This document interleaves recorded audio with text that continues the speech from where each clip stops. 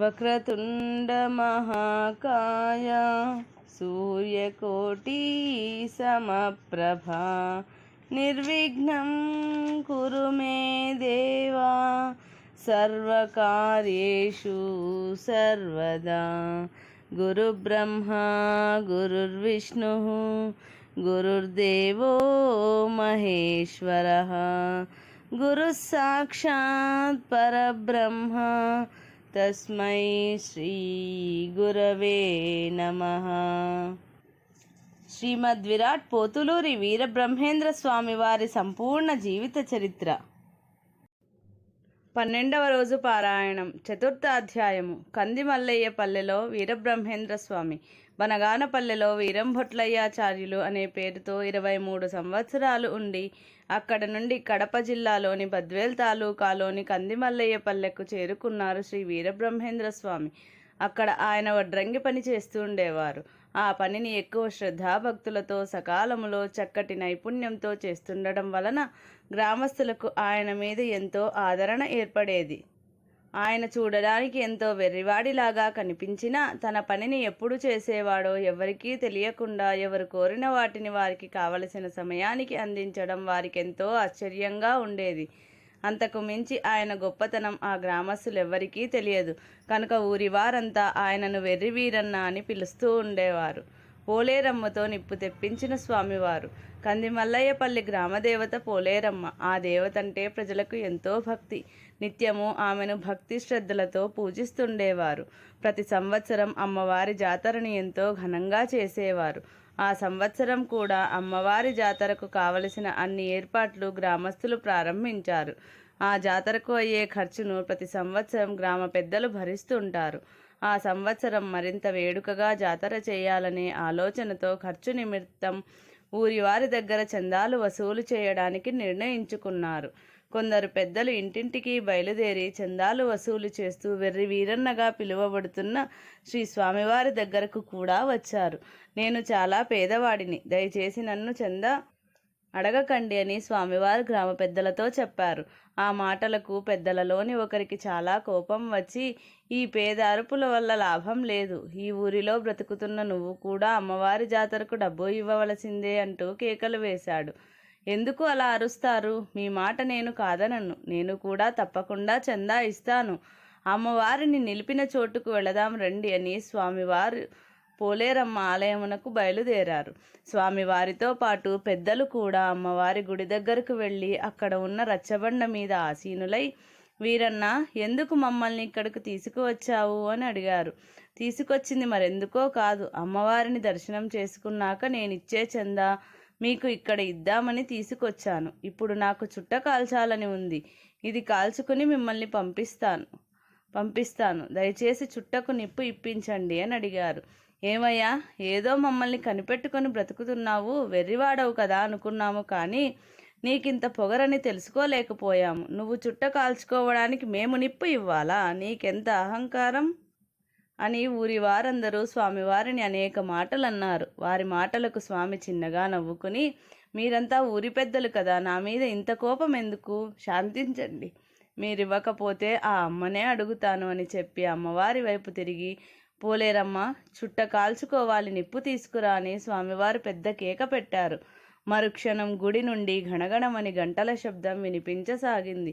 వెంటనే అదృశ్య రూపంతో పోలేరమ్మ కణకణలాడే నిప్పులు ఉన్న కర్రను తెచ్చి స్వామివారికి అందించింది. స్వామివారు చుట్ట కాల్చుకుని, చాలు, నిప్పు తీసుకొని వెళ్ళిపో తల్లి అని ఆజ్ఞాపించడంతో పోలేరమ్మ గుడిలోకి వెళ్ళిపోయింది. అక్కడ ఉన్న జనమంతా భయంతో విస్మయంతో సానువులైపోయారు. మరుక్షణంలో తేరుకున్న ప్రజలు, ఊరి పెద్దలు స్వామివారి పాదాలపై పడ్డారు. స్వామి, మా అపరాధాన్ని క్షమించండి. మీరెవరో వెర్రివాడనుకొని భ్రమపడ్డాము. మీరు మమ్మల్ని, మా గ్రామాన్ని ఉద్ధరించడానికి వచ్చిన ప్రత్యక్ష నారాయణులు. శరణు స్వామి, శరణు శరణు అని పరిపరి విధాలుగా ఆయనను ప్రార్థించి, స్వామి, మాకు భక్తి మార్గాన్ని బోధించి మమ్మల్ని తరింపచేయండి అని వేడుకున్నారు ఊరివారు. స్వామివారు వారిని కరుణిస్తూ, నాయనలారా, మానవుణ్ణి రక్షించగల మహత్తర శక్తి భక్తి మార్గం ఒక్కటే. దానిని మించినది వేరొకటి లేదు. భగవంతునిపై అనురాగము, విశ్వాసము, అభిమానము గల వారికి మాత్రమే భక్తి అలవడుతుంది. ఇతరులకి భక్తి అనేది పెదవులపై మాట మాత్రమే. భగవంతుడిపై అంతటి ప్రీతి, గురి కలిగిన వారిలో కొద్దిమందికి మాత్రమే భక్తి సిద్ధిస్తుంది. దాని యందున్న మహోన్నతిని అనుభవించగలుగుతారు. అట్టి సిద్ధులలో ఏ ఒక్కరికో జన్మరాహిత్యమై మోక్ష సామ్రాజ్యం సిద్ధిస్తుంది. అట్టి మోక్ష సిద్ధికి భక్తి ఒక్కటే మార్గము. కృత, త్రేత, ద్వాపర యుగములందు బోధన, వైరాగ్యము, తపస్సు, యోగములాదిగా గల సుదీర్ఘ సాధనల వలన, సర్వసంగ పరిత్యాగం వలన మాత్రమే లభించునట్టి ముక్తి ఈ కలియుగమున భక్తి చేతను కేవలం సంస్మరణ చేతనే సమకూడుతున్నది. ఈ తరుణోపాయాన్ని గ్రహించలేక మానవులు పునీతులు కాజాలకున్నారు అని బోధించారు. ఆనాటి నుండి కంది మల్లయ్యపల్లె గ్రామ ప్రజలు స్వామివారి యందు మిక్కిలి భక్తి శ్రద్ధలు గలవారై స్వామివారిని శ్రీ వీరబ్రహ్మేంద్ర స్వామి అని పిలువసాగారు. గోవిందమాంబ వృత్తాంతము. కంది మల్లయ్యపల్లెకు సమీపంలో పెదకొమర్లపాడు అనే గ్రామంలో శివకోటయ్య అనే ఒక శిల్ప బ్రాహ్మణుడున్నాడు. ఆయన కమ్మరపు పని చేసుకుని జీవించేవాడు. చాలా కాలం వరకు అతనికి సంతానము కలగలేదు. అయితే నిరంతర భగవద్ధ్యాన తత్పరుడైన ఆయనకి ఈశ్వరీ కటాక్షం వల్ల ఒక ఆడపిల్ల జన్మించింది. ఆ బిడ్డకు గోవిందమ్మ అని పేరు పెట్టుకున్నారు. గోవిందమ్మ అల్లారు ముద్దుగా పెరుగుతూ షోడశ కళలతో అలరారుతూ ఉంది. గోవిందమ్మకు తగిన వరుణ్ణి తెచ్చి వివాహము చేయాలని తల్లిదండ్రులు ఎన్నెన్నో సంబంధాలు తెచ్చినా గోవిందమ్మ ఏ ఒక్క సంబంధాన్ని అంగీకరించలేదు. జరిగింది.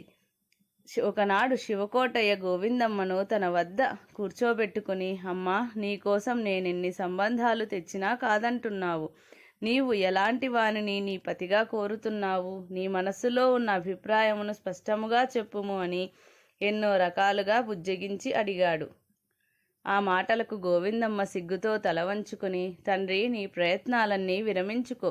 నాకు పతి కావలసిన వారు అతి త్వరలోనే రానున్నారు. ఆయన భగవత్ స్వరూపుడు మాత్రమే కాదు, సకల లోకారాధ్యుడైన జగదీశ్వరుడు.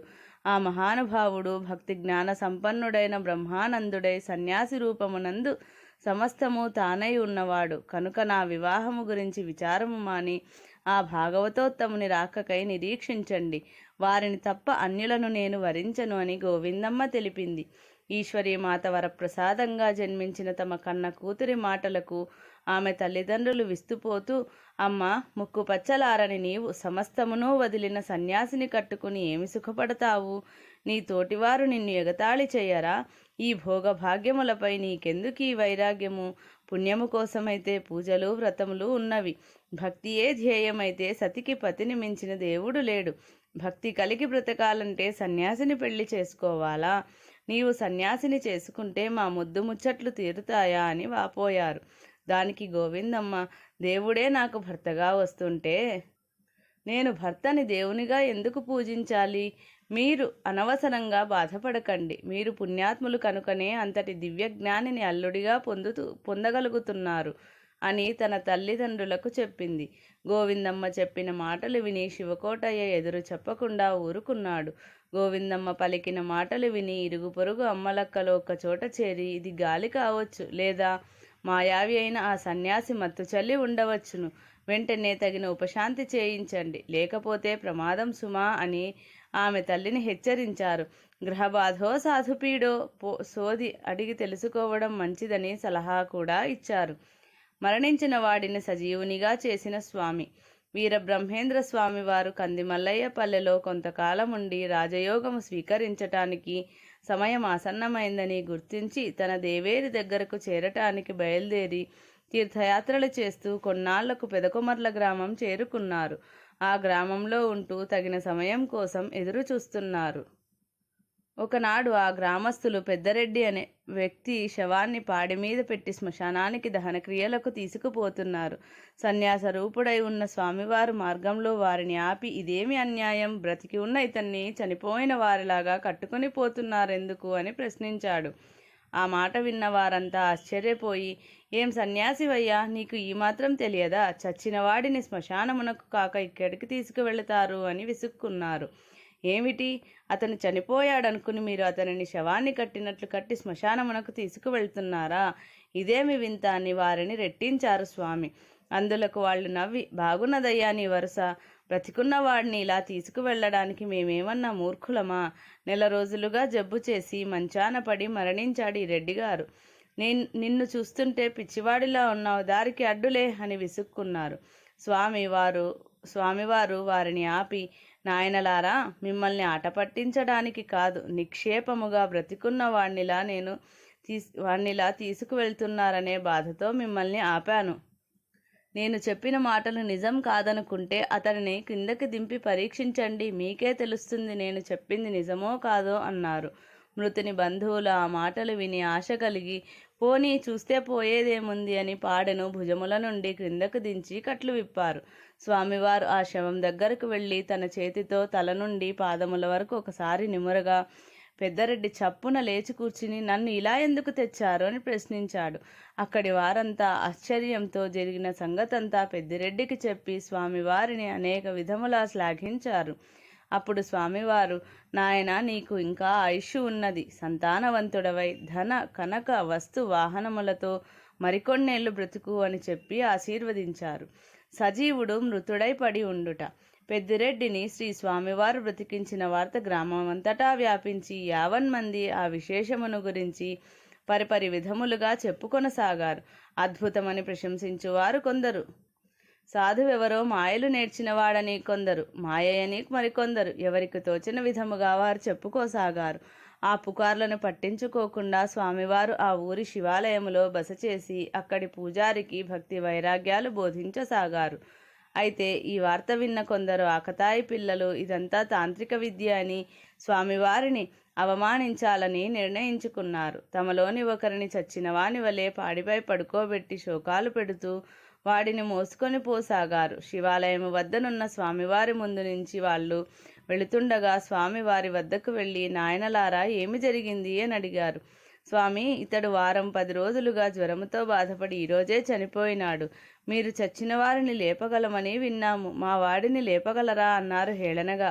నాయనలారా, స్వయంకృత మరణము అనుభవించక తప్పుతుందా? నిద్రపోయే వారిని లేపగలము, కానీ మెలకువగా ఉన్నవారిని ఎంత పిలిచినా పలుకుతారా? నేనంతటి తాంత్రికుడినైనా ముచ్చటపడి మరణించిన వాడిని ఎలా లేపను అని చెప్పి స్వామివారు వెళ్ళిపోయారు. ఆ తరువాత ఆ ఆకతాయిలు అందరి ముందు తమ ఘనకార్యమును చెప్పి శవమును నేలదించి కట్లు విప్పి వారిని లేవమని పిలిచారు. ఎంత పిలిచినా వాడు పలకకపోవడంతో వారందరూ కంగారు పడి వాడిని తట్టి లేపారు. కానీ అతడు నిజంగానే చనిపోయాడని గ్రహించి గొల్లుమన్నారు. వాళ్లలో ఒకడు మిగతా వారందరినీ ఊరడించి, స్వామివారిని సామాన్యుడనుకుని గేలి చేసినందుకు లభించిన ఫలితమిది. మనం ఆయన పాదములపై పడి శరణు వేడుకుందామని చెప్పాడు. అంతటా వారందరూ స్వామివారి సన్నిధికి వెళ్ళి నమస్కరించి వినయంగా, స్వామి, మా తప్పును మన్నించండి, మా వాడిని కరుణించండి అని వేడుకున్నారు.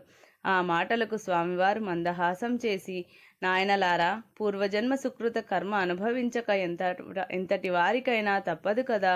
కర్మశేషంతో మీకు మీరే అపకారం చేసుకున్నారు. ఇప్పుడైనా మీ తప్పు తెలుసుకుని నన్ను తెలుసుకోండి, కృతార్థులవుతారు అని వారిని ఊరడించి ఆ శవమును స్వామి తన అమృతహస్తంతో ఆపాదమస్తకము స్పృశించారు.